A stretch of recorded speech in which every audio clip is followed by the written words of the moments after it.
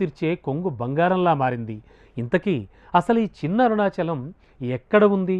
దేవాలయ విశిష్టతలేంటి? ఇప్పుడు తెలుసుకుందాం.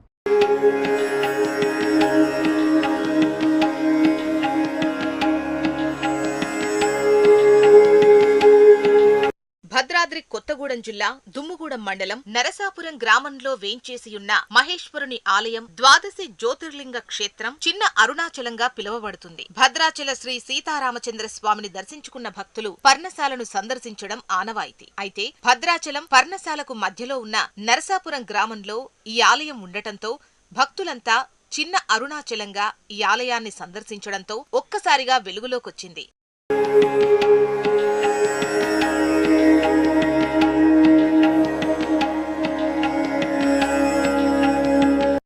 భద్రాచలం నుంచి సుమారు 12 కిలోమీటర్ల దూరంలో ఉన్న ఈ ఆలయానికి ఎంతో విశిష్టత ఉంది.